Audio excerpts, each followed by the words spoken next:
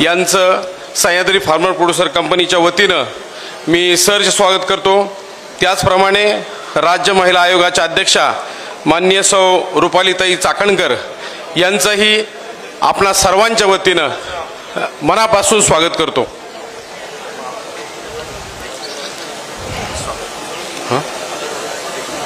आपण सत्कार करा।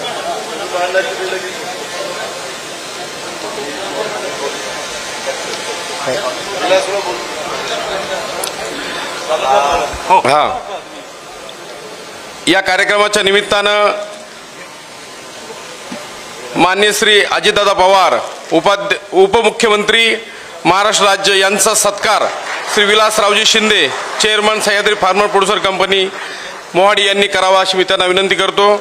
माननीय नामदार छगनरावजी भुजबळ मंत्री अन्न नागरी पुरवठा व ग्राहक यांचा सत्कार कैलास काका भोसले उपाध्यक्ष महाराष्ट्र राज्य द्राक्ष बागायतदार संघ यांनी करावा अशी मी त्यांना विनंती करतो।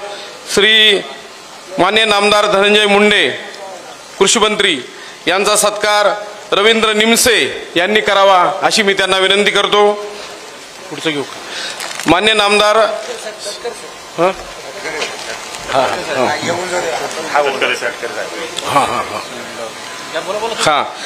मान्य श्री सुनील तटकरे खासदार साहेब यांचा सत्कार मधुकर डावरे सह्याद्री फार्म्स यांनी करावा अशी मी त्यांना विनंती करतो।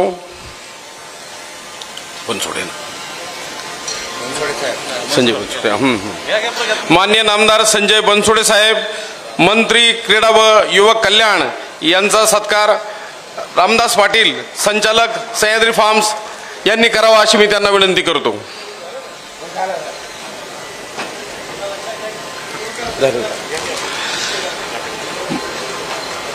मान्य सौ रुपालीताई चाकणकर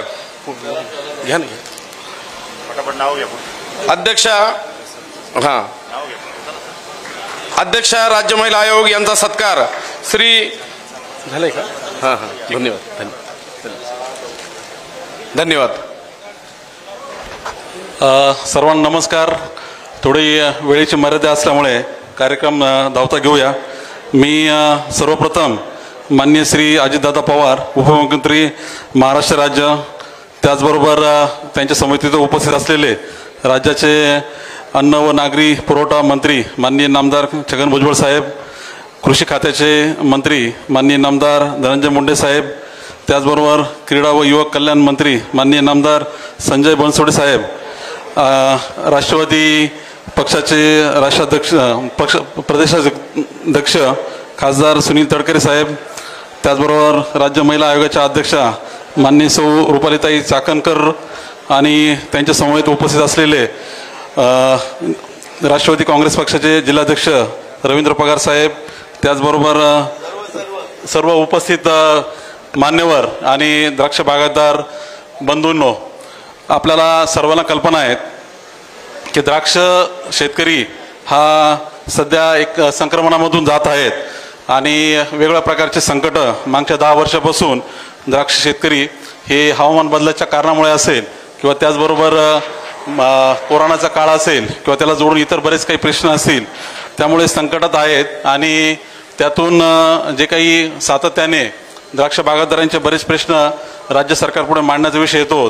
आज एक चांगला योग जुळून आला आहे की स्वतः राज्याचे मुख्यमंत्री इथे इथे मध्ये उपस्थित आहेत आणि आपल्या द्राक्ष बागायतदारांच्याच आणि त्याचबरोबर सर्व फळबाग शेतकऱ्यांच्या समस्या आज ते जाणून घेणार आहेत आणि त्यानिमित्ताने एक चांगलं व्यासपीठ आपल्या सर्वांना मिळाले।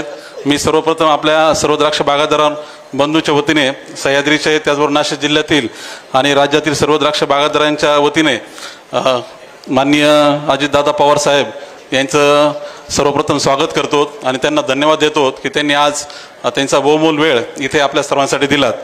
दादा, मी थोडक्यात 5 मिनिटांमध्ये द्राक्षाचं जे काही चाललेलं आहे ते चित्र मांडू इच्छितो।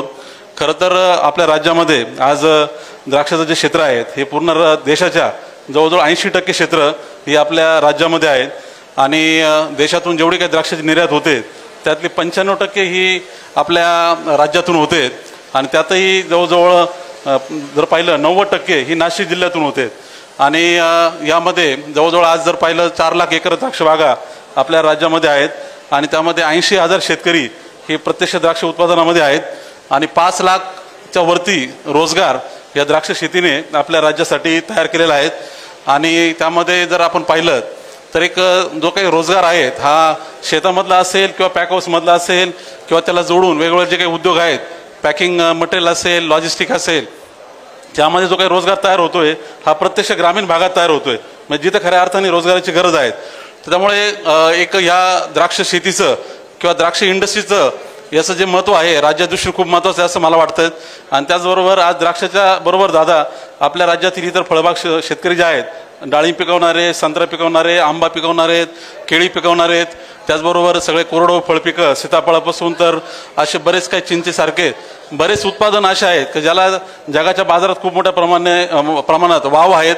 आणि त्यातून एक मोठी इंडस्ट्री राज्यामध्ये जशी शुगर इंडस्ट्री उभी राहिली तशीच इंडस्ट्री आपल्या राज्यामध्ये या फळबागांच्या निमित्ताने उभी राहू शकते आणि त्यातून जो मोठा रोजगार ग्रामीण भागामध्ये तयार होऊ शकतो त्याचं महत्त्व आपण सर्वांनी लक्षात घेण्याची गरज आहे।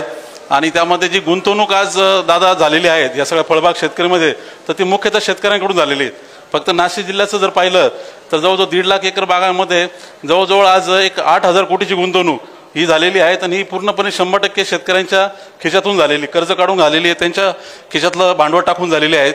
आणि ह्या इंडस्ट्रीला अजून मोठ्या टप्प्यावर कसं घेऊन जाता येईल याची गरज आहे। आपलं जसं ऊस शेतीकडे लक्ष आहे तसं फळबागेकडे बी लक्ष जावं आणि याला पण इंडस्ट्री म्हणून उभं करायला राज्यांनी पूर्ण ताकद द्यावी एवढीच या निमित्ताने मी आपल्याला विनंती करतो। खरं 10 वर्षापासून जे प्रश्न आहेत त्याच्यामध्ये हवामान बदलाचा प्रश्न खूप जादा महत्त्वाचा झाला आहे। हवामान बदलाचे फटके सर्वांनाच बसत आहेत, पण फळबाग शेतकऱ्यांना जास्त बसत आहेत, त्यातही द्राक्ष शेतकऱ्यांना जास्त बसत आहेत, कारण हे पीक एकतर जास्त खर्चिक पीक आहे, एकरी 8 ते 10 लाखाचा खर्च होतो आणि एकदम वेळेवर कुठेतरी पाऊस आला, हलका पाऊस आला तरी ते हातातोंडाशी आलेलं उत्पन्न जातं। त्यामुळे त्या हवामान बदलाच्या संकटाला तोंड देण्यासाठी आता नवीन जाती ज्या अशा वातावरण टिकू शकतील अशा जाती हा एक महत्त्वाचा आता सर्व शेतकऱ्यांसाठी एक महत्त्वाचा घटक झालेला आहे। त्याचबरोबर द्राक्ष बागांना क्रॉप कव्हर कसं होईल, म्हणजे त्या बागांना प्रोटेक्शन कसं होईल, त्यासाठी प्लॅस्टिक कव्हर हा एक महत्त्वाचा मुद्दा झालेला आहे आणि त्या केल्याशिवाय आता द्राक्ष शेती किंवा कोणते फळबाग करणं हे आता धोक्याचं झालेलं आहे। पण त्यासाठी जे अजून भांडवल गुंतवणूक पाहिजेत तिथे कुठे आता शेतकऱ्यांना मर्यादा येते, तर त्यासाठी जर आपल्या राज्य सरकारच्या वतीने जर काही आपल्याला जर काही त्याला सपोर्ट करता आलं, प्रोत्साहन देता आलं तरी खूप महत्त्वाचं काम होऊ शकेल असं इथं सांगावंसं वाटतंय। आपल्या सर्व राज्यातून जो काही एक्सपोर्ट होतो त्याच्यामध्ये फळबागांचा एक्सपोर्ट, सर्व फळपिकांचा, द्राक्ष, केळी, त्याचबरोबर डाळिंब आणि प्रक्रियायुक्त फळपिकं याचा मोठा वाटा आहे। मागच्या वर्षी राज्यातून जेवढा काही ॲग्री एक्सपोर्ट झाला त्यातला 70% हा आपल्या ह्या सर्व फळबाग शेतकऱ्यांच्या माध्यमातून झालेला आहे। आणि एक आवर्जून इथं सांगायला हवं दादा की पुऱ्या जगामध्ये आज आता भारतातून जेवढा एक्सपोर्ट होतो त्यात जेवढे ॲग्री एक्सपोर्ट प्रॉडक्ट आहे त्यातलं द्राक्ष एकमेव असं प्रॉडक्ट आहे का जिथं शेतकरी स्वतः इन्व्हॉल्व आहेत, का जो स्वतः पिकवतो आणि स्वतः युरोपच्या बाजारापर्यंत घेऊन जातो। आता ऑलिम्पिकची स्पर्धा चालू आहेत, त्या स्पर्धेमध्ये जसं जे लोक ऑलिम्पिकला खेळायला गेलेत म्हणजे इंटरनॅशनल पातळीवर गेले तर त्यांना आपण तेवढं महत्त्व देतो, त्यांना तेवढं पाठबळ देतो। तर हे शेतकरी सर्व असे आहेत की जे स्वतः तिथपर्यंत लढायला चाललेत। खरं तर शेती किती अवघड धंदा झाला आहे ते सांगायची गरज नाही आणि अशा पार्श्वभूमीवर जर हे एवढी हिंमत करून धाडस करून द्राक्ष उत्पादन जात असेल तर त्याच्या पाठीमागे पूर्ण ताकद उभी राहायची गरज आहे। पण दुर्दैवाने सांगायला थोडंसं इथं वाईट वाटतंय, 2010ला जेव्हा द्राक्ष शेती म्हणजे द्राक्ष एक्सपोर्ट भुजबळ साहेब आपल्याला कल्पना आहेत तेव्हा लिओसिनच्या कारणामुळे द्राक्ष तिथे युरोपमध्ये जाऊन अडकलेत। त्याच्यामध्ये चुकी खरं म्हटलं तर कोणत्या शेतकऱ्याची किंवा कोणत्या निराधाराची नव्हती, शासकीय यंत्रणांची चुकी होती। पण साहेब त्याच्यामध्ये जे नुकसान झालं ते आज 14 वर्ष झालेत तरी पण त्या द्राक्ष उत्पादकांना प्रकारचं सरकारचं सपोर्ट मिळालं नाहीत। त्यामुळे एक अशा प्रकारची खंत राहते की आपण एकीकडे लढायला जातो बाहेर, पण तिथं जर काही अडचण आली तर आपल्याला वारावर सोडलं जातं, अशी काही भावना लोकांमध्ये आहेत। त्यामुळे त्याच्यावर पण त्याला कसं आपल्याला इथं उत्तर देता येईल आणि हा त्यांचा वनवास जो 14 वर्षाचा वनवास आहे तो त्याची सुटका कशी होईल एवढं या निमित्ताने आपण बघावं एवढीच आपल्याला विनंती आहे। मी अधिक जास्त न बोलता मी आमचे द्राक्ष बागायत संघाचे उपाध्यक्ष कैलास काका आहेत त्यांनाही विनंती करतो की त्यांनी थोडक्यात अजून उरलेले जे त्यांचे विषय आहेत त्यांनी मांडावेत। धन्यवाद। राज्याचे उपमुख्यमंत्री अजितदादा आणि सन्माननीय व्यासपीठ, खरं म्हणजे शेतकऱ्यांचे प्रश्न अनेक वेळा आपण मागच्या सेमिनारला दादा पुण्याला पण तुम्ही आले होते याला टिपटॉप हॉटेलला, तिथं पण बऱ्याचशा मागण्या आपण केलेल्या होत्या. त्यापैकी काही मागण्या निश्चितच मार्गी लागलेल्या आहे. त्याच्यामध्ये काळा चाळीच्या धर्तीवर बेदाणा चाळीला अनुदान हा प्रश्न दादा मार्गी लागलेला आहे. त्याबद्दल राज्य शासनाचे आपले आभार. तसेच कुसुम योजनेमध्ये जे काही आपण सोलर पॅनल मागेल त्याला सोलर पॅनल, ही पण मागणी शेततळ्यासारखं सोलर पॅनल कोणालाही मागितलं तर देण्यात यावं, ही मागणी तिथं आपण अधिवेशनात केली होती, ती पण मान्य झाली दादा. त्याबद्दल तुमचे परत एकदा आभार. पण दादा त्याच्यामध्ये ज्या शेतकऱ्याला ज्याच्याकडे अगोदर MSCBचं कनेक्शन आहे त्याला पण गरज आहे, त्याला पण देण्यात यावी अशी आमची विनंती. कारण त्याला ड्रीप चालवायचं असेल तर ते ड्रीप चालवण्यासाठी त्याला ते दिवसभरामध्ये त्याला लिक्विड खतं वगैरे द्यायचे असतात, तो रात्रीचा जाऊन देऊ शकत नाही. तर ती मागणी दादा निदान फळबागांसाठी तरी मान्य करावी अशी एक विनंती. तुम्ही जी काही फ्री वीज MSCBचे 7.5 HP पर्यंत तुम्ही जे काही 5ही वर्ष फुकट वीज देण्याची जी योजना आणलेली आहे त्याबद्दल सर्व शेतकऱ्यांतर्फे परत एकदा तुमचे आभार आणि अभिनंदन. पण दादा त्याच्यामध्ये ड्रीप चालवत असताना फळबागेला उच्च दाबाची जास्त हॉर्स पॉवरची मोटर लागते, तिला प्रेशर द्यावं लागतं. ती प्रेशर देण्यासाठी आमची मागणी अशी की ती 7.5 HP ऐवजी ती 10 HP पर्यंत करण्यात यावी. आमच्या द्राक्ष बागेला त्याच्यासाठी ते प्रेशर द्यावं लागतं ना, त्याच्यामुळे ती 10 HP पर्यंत ती योजना करण्यात यावी. बहुतेक शेतकऱ्यांनी टाळ्या नाही वाजवल्या म्हणजे ती गरज दिसत नाही. दुसरं दादा याच्यामध्ये प्लास्टिक कव्हरचा विलास अण्णांनी आत्ताच उल्लेख केला. प्लास्टिक कव्हर क्रॉपमध्ये तुम्ही 100 हेक्टरवरती प्रायोगिक तत्वावरती तुम्ही मान्यता दिलेली आहे. त्याचे अनुदान द्यायला आता कृषी मंत्री पण बसलेले, इथं लॉटरी पण बहुतेक काढलेली गेलेली आहे. आता ते नावं अपलोड करायची बाकी आहे. पण पूर्ण राज्यामध्ये द्राक्षाचं क्षेत्र 4.5 लाख एकर आणि प्रायोगिक तत्वावर फक्त 100 हेक्टरचा त्याच्यामध्ये समाविष्ट केलेला आहे. आमची मागणी अशी आहे, प्रायोगिक तत्वावर घ्यायचं असेल तर तुम्ही ती 500 हेक्टरपर्यंत केली पाहिजे. पण दुसरी बाजू अशी दादा, पुण्याच्या सेमिनारमध्ये आपल्याशी चर्चा करताना NHBचे जे फंड्स येतात दिल्लीतून केंद्रातून, ते फंड्स राज्यामध्ये न वापरता परत जातात. त्याची यादी पण तुम्हाला दिली होती, कुठल्या वर्षी किती परत गेले, कुठल्या वर्षी किती परत गेले. जवळपास 3100 कोटी रुपये मागच्या 5-7 वर्षामध्ये राज्याला आले आणि त्यातले 1500 कोटी रुपये न वापरता परत गेले. त्याच्यामध्ये ह्या कव्हर क्रॉपचा जर उल्लेख केला त्याच्यामध्ये एक थोडीशी अट आहे. ती अट जर राज्य सरकारच्या वतीने शिथिल केली, ती अट शिथिल केली तर इथं सगळ्या शेतकऱ्यांना त्याच्यामध्ये समाविष्ट होऊ शकतो. प्रायोगिक तत्वावर घेण्याची गरज पण राहणार नाही. सगळ्या शेतकऱ्यांना सगळे क्रॉप कव्हर त्याच्यामध्ये येतील. आणि दादा याच्यामध्ये पीक विमा योजनेचा तिथे पण उल्लेख केला होता, इथे पण परत उल्लेख करतो. अतिशय राज्यभर चांगला प्रतिसाद पीक 1 रुपयात असलेली पीक विमा योजनेला मिळालेला आहे. आमचं म्हणणं असं आहे का आम्हाला फळबागेचा समाविष्ट करावा, द्राक्षाचा समाविष्ट करावा. जो शेतकरी तिकडे 1 रुपया देत असेल, जो शेतकरी तिकडे 1 रुपया देत असेल, दादा फळबागा असल्यामुळे उत्पादन खर्च जास्त येतो, आम्ही 1000 रुपये द्यायला तयार आहे 1 रुपयाचा. तर त्याच्यामध्ये द्राक्षाचा पण किंवा फळबागांचा समाविष्ट असावा दादा, ही मागणी आहे. याच्यामध्ये बेदाणा दादा कम्युनिटी ॲक्टमध्ये पकडला जातो. हा बेदाणा याच्यावर कुठली प्रोसेस होत नाही. द्राक्ष क्रॅकिंग झाले, गारपीट झाली, पाऊस झाला, वाळत टाकले, सुकले आणि बेदाणा कोल्ड स्टोरेजला जातो. त्याला सर्व्हिस टॅक्स, त्याला प्रोसेसिंगमध्ये घेतलं जातं आणि त्याच्यावरती GST पण लावला जातो दादा. आणि ते लावायला नको, कारण त्याला ॲग्रिकल्चरमध्ये घ्यावं असं आमचं म्हणणं आहे. दुसरी गोष्ट उदाहरणार्थ देतो दादा, गोळ आहे, हळद आहे, तिला ॲग्रिकल्चरमध्ये पकडलेलं आहे. गोळाला तर ऊसापासून तर प्रोसेस होते ना, मग त्याला ॲग्रिकल्चरमध्ये, आणि द्राक्षाला कुठली प्रोसेस नाही, त्याला कम्युनिटी ॲक्टमध्ये. शेतकऱ्यांचं म्हणणं असं आहे दादा का खरं म्हणजे ही मागणी शेतकरी खाजगीत बोलायला काही हरकत नाही का ऊसावाले बरेचसे मंत्री राज्यकर्ते तिथं असल्यामुळे ऊसाचं होऊन गेलं, द्राक्षाचं होत नाही. दादा बेदाणा पोषण आहारामध्ये तुम्ही समाविष्ट केला, त्याबद्दल परत एकदा तुमचे आभार. पण त्याची अंमलबजावणी व्हायला पाहिजे. अजून बेदाणा पोषण आहारामध्ये घेण्याची अंमलबजावणी झालेली निश्चितच ती आपण कराल. आणि एक दुसरा विषय, रोड टॅप म्हणजे जी काही GSTचा परतावा शेतकऱ्याला जो दिला जातो निर्यातीच्या मालावरती, तो GSTचा परतावा 3 रुपये 40 पैसे किलोप्रमाणे दिला जातो. केंद्र सरकारची स्कीम आहे. राज्याच्या वतीने आपण जर तिथं शेतकऱ्यांच्या वतीने जर तिथं मांडलं तर त्याचा NHB म्हणजे केंद्र सरकारची संस्था आहे, त्यांनी काढून दिलेला का GSTचा परतावा हा 9 रुपये 50 पैसे मध्ये आम्ही कॉमर्स मिनिस्ट्री बरोबर किंवा विलासांना आम्ही कॉमर्स सेक्रेटरी बरोबर मीटिंग पण करून आलो, पण त्यांनी ॲव्हरेज पकडला म्हणजे फळबागा आणि सोयाबीन किंवा इतर पिकं याचा ॲव्हरेज काढून 3 रुपये 20 पैसे. पण सोयाबीनचा उत्पादन खर्च आणि फळबागे त्याच्यामध्ये फरक आहे. तिथं काही नाही दादा, फक्त राज्याच्या वतीने पुटअप करायचं आहे. ती पण मागणी जर आपण केली तर फारच आपलं आभार मानण्यात येतील. आणि दुसरा विषय, जाता जाता लाडक्या बहिणीच्या योजनेप्रमाणे लाडका शेतकरी ही एक योजना आणावी. आणि लाडका शेतकरीची योजना जर तुम्हाला अंमलबजावणी करायची असेल तर दादा एकदाच करावं लागेल, दरवर्षी पैसे देण्याची गरज नाही. एकदाची कर्जमाफी सरसकट करून टाका, म्हणजे लाडका शेतकरी हा तुमचा कायम ऋणी राहील.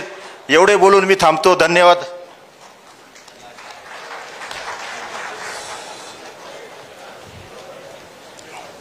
मंत्रिमंडळातील माझे सहकारी ज्येष्ठ मंत्री भुजबळ साहेब, सुनील तटकरेजी, धनंजय मुंडेजी, संजय बनसोडीजी, रुपाली चाकणकरजी, सूरज चव्हाणजी, रवींद्र पगारजी, तसंच प्रमोद हिंदुरावजी, आज आपल्या सह्याद्री फार्मचे प्रमुख विलासराव शिंदे, आता ज्यांनी मार्गदर्शन केलं, मागण्या केल्या, काहीला चांगलं झालं म्हणून धन्यवाद दिले, परंतु काही अधिक पण इच्छा इथं प्रदर्शित केली की बाबा ह्याही गोष्टी आम्हाला शेतकऱ्यांच्या करता केल्या पाहिजे. ते कैलासराव भोसले, जगन्नाथ खापरे, रवींद्र निमसे, मधुकर डावरे, रामदास पाटील, माझ्या नाशिक परिसरातील, दिंडोरी परिसरातील सर्व द्राक्ष उत्पादक, सन्माननीय शेतकरी, पत्रकार मित्र, बंधू भगिनींनो आणि माझ्या तरुण मित्रांनो, आज जनसन्मान यात्रा मी सुरू केलेली आहे.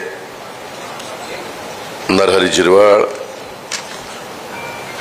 आणि त्या जनसन्मान यात्रेच्या निमित्तानं येत असताना, दिंडोरीच्या परिसरातनं जात असताना सह्याद्रीच्या बद्दलचं बऱ्याच काही गोष्टी मी स्वतः इथं येऊन पाहिलेल्या आहेत. खूप काही गेल्या 14-15 वर्षामध्ये जर शेतकरी एकत्र आला आणि त्यांनी एक कंपनी स्थापन केली तर काय करू शकतो, जिद्द, चिकाटी आणि पारदर्शकता असेल तर काय घडू शकतं, हे विलासरावांनी असंख्य सहकारी मित्रांना घेऊन संपूर्ण महाराष्ट्राला आणि त्या देशाला दाखवून दिलेलं आहे.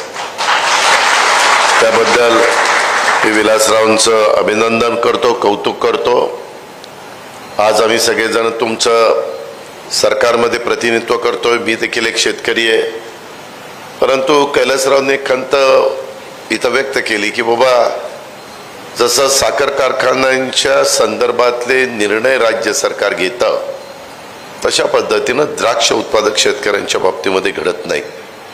आणि वस्तुस्थिती खरी आहे. साखर कारखान्याच्या बद्दल NCDCला हजारो कोटी रुपयाचे प्रस्ताव जातात आणि केंद्रातनं त्याला मंजुरी घेतली जाते. परवाच्याच अर्थसंकल्पात, अंतरिम अर्थसंकल्पात 2200 कोटी रुपयाची मदत, 2200 कोटी रुपये NCDC कडनं या कारखान्यांना मदत दिली गेली. आत्ताही प्रस्ताव काही आमच्या पुढं आहेत. त्याच्यामध्ये एकंदरीतच इथं येत असताना मी काही योजना ज्याचा उल्लेख, लाडकी बहीण, बाकीच्या काही योजनांचा उल्लेख केला गेला. आमच्या इथून पुढं वीज माफी ही 5 वर्षाच्या करता ऑर्डर पण काढली. 3 वर्षांनी पुन्हा एक फेरआढावा घेतला जाणार आहे. परंतु ते 3, 5, 7.5 दिलं तरी बाबा ह्याच्यातनं आम्हाला मदत होत नाही, अजून 10ला द्या. 10ला दिली की म्हणायचं आता 12.5ला द्या, आता 15ला द्या. हे कधी राहत नाही. अर्थात तुमची मागणी रास्त आहे, त्याबद्दल माझं दुमत असण्याचं काही कारण नाही. शेवटी जे देत असतो त्यालाच आपण मागत असतो. जे काहीच करू शकत नाही, जे देऊ शकत नाही, इतके वर्ष कोणी देण्याचा प्रयत्न देखील केला नाही, अशांना मागण्यामध्ये अर्थ नसतो. त्याच्यामुळं पुढचं बिल तुम्हाला येणारच नाही. त्याच्यामुळं तो प्रश्न मिटलाय. आणि मागचं राहिलेलं असेल तर भरायचं नाही. त्याच्यामुळे तुम्ही काही काळजी करू नका त्याच्याबद्दल. कारण दबक्या आवाजात शेतकरी म्हणतात की ठीक आहे इथनं पुढं बिल येणार नाही, पण मागच्याचं काय? आता मागच्याचं भरायचं नाही सांगितल्यावर आणखीन काय? त्याच्यामुळं त्याच्यातनं कसा मार्ग काढायचा तो आम्ही पुढं काढू. आज माझा नाशिक जिल्हा द्राक्ष पंढरी म्हणून ओळखला जातो. देशात सर्वाधिक द्राक्षाचं उत्पादन निर्यात हे तुमच्या माझ्या महाराष्ट्रातनं होतं. राज्यातल्या द्राक्ष निर्यातपैकी जवळपास 90% द्राक्षाची निर्यात ही माझ्या एकट्या नाशिक जिल्ह्याच्या परिसरातनं होते. युरोप खंडातलं नेदरलँड असेल, जर्मनी असेल, बेल्जियम असेल, UK, युनायटेड किंगडम, डेन्मार्क हे द्राक्षाची आयात करणारे मुख्य देश आज आपण पाहतो. आणि युरोप वगळता इतर खंडाचा विचार केला तर रशिया, UAE, कॅनडा, तुर्की, चीन या देशात देखील द्राक्षांना मोठी मागणी असते. आधी करोना आणि त्यानंतर मध्ये रशिया आणि युक्रेनचं युद्ध झालं, त्याचा मोठा फटका माझ्या द्राक्ष उत्पादक शेतकऱ्यांना बसला आणि त्याच्यामुळे आर्थिक संकटामध्ये तो आलेला आहे. आणि ज्यांचा विलासरावने उल्लेख केला की बाबा अवकाळी पावसासारखं नैसर्गिक आपत्तीमुळं द्राक्ष बागायतदार नेहमी अडचणीत येतात. त्यामध्ये सतत रानामध्ये झटणारा तो द्राक्ष बागायतदार असतो आणि कधी अवकाळी पाऊस, कधी अतिवृष्टी, कधी गारपीट, कधी दुष्काळ अशा प्रकारची अनेक संकट या ग्लोबल वॉर्मिंगमुळे यायला लागलेली आहेत आणि त्याची खूप मोठी किंमत तुम्हाला मोजावी लागते. 1 रुपयातला विमा आम्ही बाकीच्यांना दिला, त्याचाही उल्लेख केला की बाबा तुम्ही आम्हाला थोडा चार्ज वाढवा. त्याच्याबद्दल कृषी मंत्री इथं आहेत.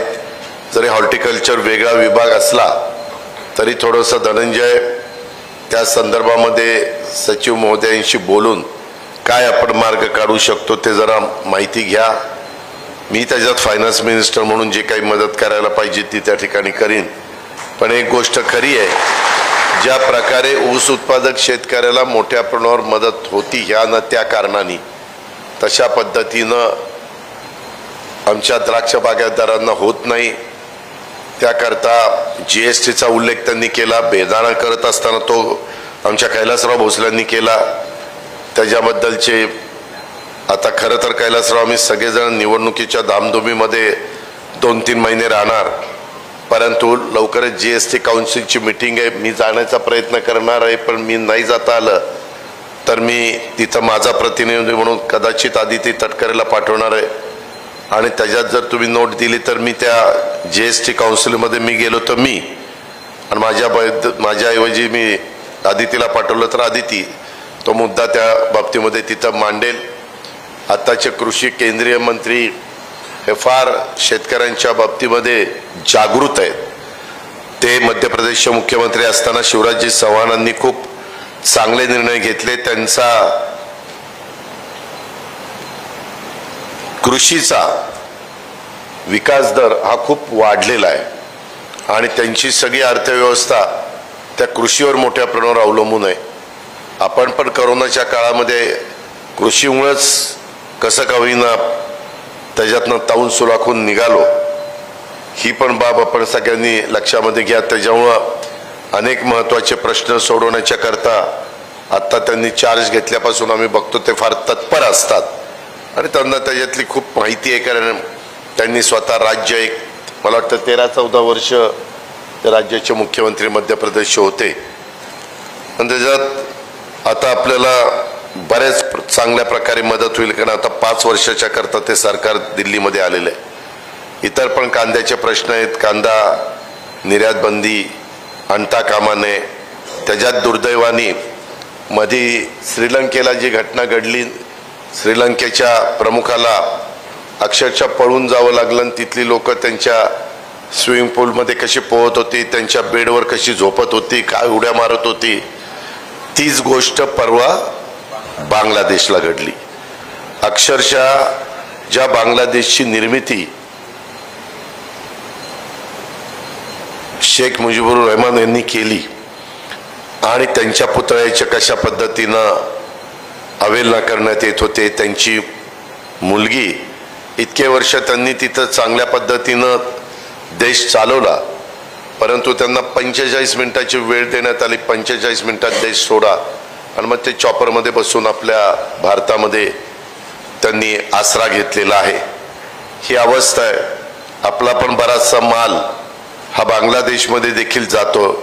अर्थात तिथं काही ना काही घडेल, तिथं चाललाय तशा प्रकारचा प्रयत्न. कारण अराजकता फार काळ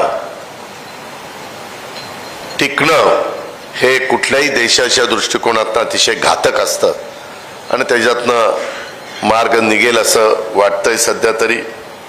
आपल्या द्राक्ष उत्पादक शेतकऱ्यांशी आज संवाद साधत असताना विलासरावांनी काही गोष्टी सांगितल्या, आमच्या कैलासरावांनी काही गोष्टी सांगितल्या. नाशिक जिल्ह्यातनं मोठ्या प्रमाणावर द्राक्षाची निर्यात होत असताना जादा दर देण्याचं आमिष दाखवून परराज्यातल्या व्यापाऱ्यांच्याकडून द्राक्ष उत्पादकांची मोठ्या प्रमाणावर फसवणूक होते. इव्हन आपल्या पण राज्यातले काही लोक, आमच्या ते पुण्याची कोणतरी एक लेडी आहे पूर्वा चव्हाण, तिनं पण बरेच उद्योग काही केलेत. मी परवाच सिपींना आणि यांना सांगितलं की हो हे, आणि आपल्याला बऱ्याचदा अशा प्रकारचा वाईट अनुभव येतो तरी देखील आपण चांगल्या पार्टीकडनं आपला माल एक्सपोर्ट करायच्या ऐवजी पुन्हा थोडंसं नाही इथं पैसे जास्त मिळतात म्हणून तिथं जातो ना आपली फसवणूक होती. मागच्या काही वर्षामध्ये अशा प्रकारचे गोष्टी प्रकार हे सातत्याने वाढत आहेत. त्याही संदर्भामध्ये खरं तर आपल्याला सगळ्यांना जागृत राहून काम करावं लागणार आहे. ही पण बाब आपण सगळ्यांनी लक्षामध्ये घ्या. एकंदरीतच मगाशी काका कैलासराव बोलत असताना त्यांनी सांगितलं की तुम्ही मागेल त्याला सोलर पंप देताय, परंतु आमच्याकडे सोलर पंप नाही, पण आम्हाला आता सोलर पंप पाहिजे. ती चर्चा मंत्रिमंडळाच्या बैठकीमध्ये झाली. आता आम्ही जवळपास 8,5-9 हजार मेगावॉट वीज सोलर पॅनलमधनं तयार करतोय. आमचे टेंडर सगळे झालेले आहेत. जागा आपल्याच गव्हर्नमेंट ऑफ महाराष्ट्राची मिळाली. पूर्वी मला आठवतंय, मी ऊर्जा खात्याचा 10 वर्ष मंत्री होतो, काही वर्ष सुनील तटकरे होते. साधारण 1 मेगावॉट वीज तयार करायला सुरुवातीला 6 एकर जमीन लागायची. ती आली नंतर 5 एकरावर, ती आता आली 4 एकरावर. कारण पॅनलची साईज पण कमी झाली. पॅनलनं वीज तयार करण्याची त्यांची क्षमता देखील कंपन्यांनी वाढवली. त्याच्यामुळं आता 4 एकरामध्ये 1 मेगावॉट वीज आपण तयार करतोय. आम्ही जवळपास 35-40 हजार एकर जमीन राज्य सरकारचीच आपल्याला उपलब्ध झाली आणि आम्ही कंपन्यांना टेंडर काढून त्याच्यामध्ये त्यांना वीज आम्हाला तयार करून द्या असं सांगितलं. विजेचे दर आले 280, 290, 3, 310, 320, ॲव्हरेज 3.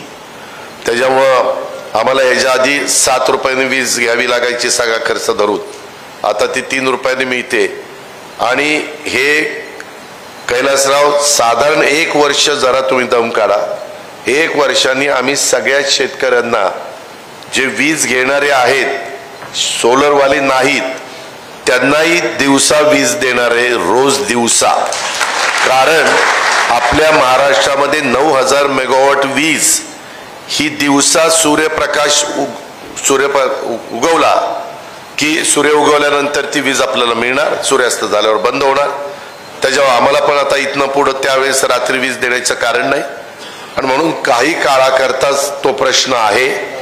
त्याकरता तुम्ही जे म्हणाला की आम्हाला दिवसा द्या, तुम्ही फक्त इतके काळ हे सगळं सहन केलं, आता 1 वर्षाच्या करता सहन करा. त्याचं कारण असं आहे, सेंट्रल गव्हर्नमेंटनी ह्या वर्षी पुरतं त्यांना 30% सबसिडी दिलेली आहे त्या कंपन्यांना. त्याच्यावर त्या सगळ्या कंपन्या ह्या वर्षभरातच त्यांचे प्लांट पूर्णत्वाला नेण्याचा प्रयत्न करतायत. त्याशिवाय त्यांनाही सबसिडी 30% मिळणार नाही आणि ती बहुतेक मोठ्या कंपन्यांना मिळायची. मोठे लोक त्याच्यामध्ये उतरलेले आहेत. अर्थात त्यांनी टेंडर भरले, ते लोएस्ट आले, त्याच्यावर त्यांना देणं आम्हाला भाग पडलं. ह्याही गोष्टीची नोंद आपण त्या बाबतीमध्ये घ्यावी. साधारण 44 लाख आमचे बळीराजा मोफत वीज योजनेमध्ये शेतकरी आम्ही पाहिले आणि म्हणून 7.5 एकरापर्यंत 7.5 हॉर्सपॉवर पर्यंत आम्ही ते दिलेलं आहे. त्याचाही भार आम्हाला जवळपास 14,760 कोटीचा आहे. अर्थात तो काही काळाकरता वर्षांनी तो सोलरची वीज मिळाल्यानंतर बऱ्याच अंशी आमचा भार तो कमी होणार आहे. त्याच्या संदर्भामध्ये निकषाच्या बद्दल तुम्ही सांगितलं, इतर पण काही पीक विम्याच्या बद्दल तुम्ही त्या ठिकाणी उहापोह केला. आणखीन काही इतर पण वेगवेगळ्या प्रकारचे प्रश्न आहेत. मी आपल्याला सगळ्या सहकारी मित्रांना सांगेन. जसं मगाशी कैलासराव म्हणाले की काही प्रश्न मार्गी लागलेत, परंतु राहिलेले पण मार्गी लागण्याच्या बद्दल मी आणि माझे सगळे सहकारी, आमचं महायुतीचं सरकार त्यामध्ये लक्ष देईल. सरकार कांदा उत्पादक शेतकऱ्यांच्याही बाबतीमध्ये आम्ही केंद्राशी सातत्याने बोलतोय आणि मागं जो जबरदस्त फटका कांदा उत्पादक शेतकऱ्याला बसला तो बसता कामा नये ह्याबद्दलची पण काळजी आम्ही त्या बाबतीमध्ये घेतोय. ह्याही गोष्टीची नोंद कृपा करून आपण आजच्या या संवाद कार्यक्रमाच्या निमित्तानं घ्यावी अशी माझी आपल्याला सगळ्यांना विनंती आहे. एकंदरीतच बऱ्याच गोष्टी आम्ही महात्मा ज्योतिराव फुले शेतकरी कर्जमुक्ती योजना आणली. मगाशी त्यांनी सांगितलं, कैलासरावांनी सांगितलं मला वाटतं की एकदा माफीच देऊन टाका. तसं बघितलं तर बहिणींना बरंच दिलंय, तसं भावांनाही दिलंय. वीज माफीची योजना भावांच्या करताच आहे. त्याच्या संदर्भामध्ये काय म्हणजे बऱ्याचशा गोष्टी तुमच्या करता आहेत, नाही म्हणून चालणार नाही. त्याच्यामध्ये 1 रुपयात पीक विमा पण द्राक्ष बागायतदारांना नाहीये. त्याच्यावर त्यांचं म्हणणं बरोबर आहे. त्याचा खर्च किती येतोय, त्याचा भार किती येतोय ते जरा बघून त्याच्यामध्ये आम्ही पावलं उचलू. नानाजी देशमुख कृषी संजीवनी प्रकल्पाच्या करता देखील आपण लक्ष घातलेलं आहे. गाव तेथे गोदाम, कापूस, सोयाबीन, तेलबिया त्याच्या उत्पादनात वाढ होण्याच्या करता आम्ही मदत करतोय. आधारभूत किमतीची खरेदी आपण करतोय. आता कापूस आणि सोयाबीन शेतकऱ्यांना आम्ही भरपाई दिली. कांदा उत्पादक शेतकऱ्यांना पण मागे 350 रुपये क्विंटलला दिले. त्याच्यामध्ये हमी भावांनी खरेदी करण्याच्यासाठी 200 कोटी रुपयाचा फिरता निधी आम्ही ठेवला. दूध उत्पादक शेतकरी आहे त्या आमच्या भावांना 5 रुपये आम्ही अनुदान सुरू केलेलं आहे आणि त्याच्यामुळं तिथंही काही मदत ही आमच्या शेतकरी वर्गाला होती. मागे एकदा आम्ही सरकारमध्ये असताना, नाही देवेंद्र फडणवीसांचं सरकार असताना एक कर्जमाफीची योजना आलेली होती आपल्या छत्रपती शिवाजी महाराजांच्या नावाने. त्याच्यानंतर आम्ही भुजबळ साहेब वगैरे मागच्या सरकारमध्ये असताना पुन्हा एक योजना कर्जमाफीची त्या ठिकाणी आणलेली होती. त्याच्यामध्ये आता पुन्हा तुमची तशा प्रकारे मागणी आहे. परंतु आपण ज्यावेळेस एखादा व्यवसाय करत असताना साधारण आपली एकंदरीत आवक किती आहे आणि आपण खर्च किती करू शकतो. आत्ता मला आपल्यालाही सांगायचं आहे, कैलासरावांना विलासरावांना दोघांनाही सांगायचं आहे, आत्ता ज्या योजना आम्ही आणलेल्या आहेत त्या योजनेला साधारण आम्हाला 75,000 कोटी रुपयाचा खर्च आहे. 46,000 कोटी रुपये माझी लाडकी बहीण, 14,000 कोटी रुपये वीज माफी, 14 46 60,000, 5,000 कोटी रुपये गॅस सिलेंडरला 2,500 आणि त्या ह्याला 2,500. मुलींना 8 लाख रुपयाच्या आतमध्ये ज्या कुटुंबाचं उत्पन्न आहे त्यांच्या मुलींना कॉलेजचं मोफत शिक्षण, त्याकरता ते दोन्ही मिळून 2,500 कोटी रुपये खर्च आहे. आणि स्टायपन आम्ही देतोय प्रशिक्षण त्या ठिकाणी घेण्याच्या करता, त्याला 10,000 कोटी रुपये खर्च आहे. अशा पद्धतीने सध्या साधारण जेवढं शक्य होतं तेवढं देण्याचा प्रयत्न मी मनापासून केलेला आहे. कारण मी पण एक शेतकरी आहे, मलाही गेले 10 वर्ष अर्थसंकल्पाचा अनुभव आहे आणि मी जे बोलतो ते करतो ही महाराष्ट्राला जाणीव आहे. त्याच्यामुळे आत्ता सध्या एवढं सगळं दिलेलं आहे ते आपण स्वीकारणं अशी माझी तुम्हाला विनंती आहे, माझा तुम्हाला आग्रह आहे. त्याच्यामध्ये पुढच्या बाबतीमध्ये पुढं आम्हाला संधी द्या, पुढं त्याचाही विचार करू, काही काळजी करू नका, कारण ते तुमच्या हातात आहे.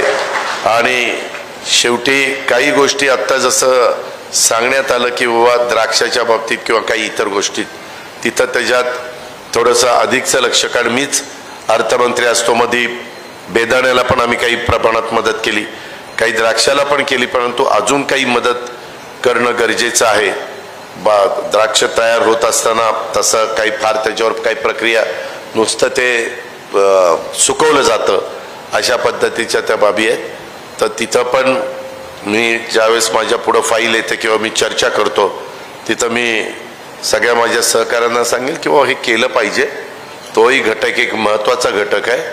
तोही मोठ्या प्रमाणावर परकीय चलन मिळून देणारा घटक आहे. अशा सगळ्या बाबी आहेत आणि त्याबद्दल आपण काळजी करू नका. विलासराव तुम्ही असाल, कैलासराव तुम्ही असाल किंवा इथं बसलेले समोरचे माझे शेतकरी बांधव असतील, त्यांनी केव्हाही हक्काने आमच्याकडे यावं. वायनरीच्या बाबतीमध्ये पण मी मध्ये महत्त्वाचे निर्णय घेतले, हे कुणीही मान्य करेल. मागचंही काही देणं राहिलेलं होतं त्याही बद्दलचे निर्णय आम्ही घेतले. त्याच्यामध्ये बजेटमध्ये तरतूद देखील केली आणि त्याच्यातनं थोडा बहुत, फार काही नाही पण थोडा बहुत का होईना दिलासा देण्याचं काम आम्ही वाईन तयार करणाऱ्या द्राक्षाच्या बाबतीमध्ये घेतलेला आहे. ही पण बाब आपण लक्षात घ्या. मागील वर्षीच मी या कंपनीमध्ये आलेलो होतो आणि बराच वेळ विलासरावांनी पण मला सगळं फिरून दाखवलं. मी पण बारकाईनं ते बघितलं, कारण मला मुळात शेतीची आवड आहे. त्याच्यावर आपल्यातला एखादा कष्ट करणारा शेतकरी काय करू शकतो आणि कशा पद्धतीनं बदल होऊ शकतो. कारण शेतकऱ्यांनी लक्ष दिलं तरच हे उभं राहतं. इतरांनी, सरकारने किती आपल्या संस्थेच्या मार्फत करायचा प्रयत्न केला तरी त्याला मर्यादा असतात.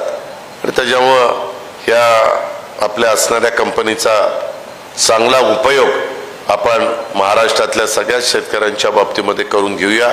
अशा काही कंपन्या स्थापन करायच्या असतील तर त्याकरता पण विलासराव काही प्रपोजल असेल तर तुम्ही जे मगाशी म्हणाला किंवा तुम्ही आम्हाला काहीच तसं मदत करत नाही, पण तिथं जसं साखर कारखाने किंवा सूतगिरण्या उभ्या करण्याच्या करता आम्ही भाग भांडवल देत असतो, तशा पद्धतीनं अशा कंपन्या उभ्या करण्याच्या करता देखील आपल्याला काही भाग भांडवल देऊन काही शेतकऱ्यांचं, काही राज्य सरकारचं, फक्त ते पुढं मात्र शेतकऱ्यांनी तुम्ही जसं उत्तम चालवता तसं चालावं अशा प्रकारची आमची अपेक्षा आहे, तशा प्रकारची विनंती आहे. अधिक न बोलता आज आपण इथं मोठ्या संख्येने उपस्थित राहिला. माझं भाषण झाल्यानंतर कुणाला काही प्रश्न विचारायचा असेल आणि तो व्यवहारिक प्रश्न विचारा, उगीच काही पण विचारू नका. थोडंसं की बाबा हे जसं आत्ता काही मुद्दे आले तसं काही मुद्दे असतील तर जरूर सांगा, रिपीट करू नका. मगाशी विलासरावांनी आणि त्याच्या संदर्भात कैलासरावांनी जे मुद्दे इथं उपस्थित केलेले आहेत त्याच्या पुनरावृत्ती करू नका. अशा प्रकारची माझी आपल्याला विनंती आहे. आपल्या सगळ्यांचं स्वागत. विलासराव, तुम्ही हे सगळं घडून आणल्याबद्दल तुम्हालाही मनापासून धन्यवाद. जय हिंद, जय महाराष्ट्र.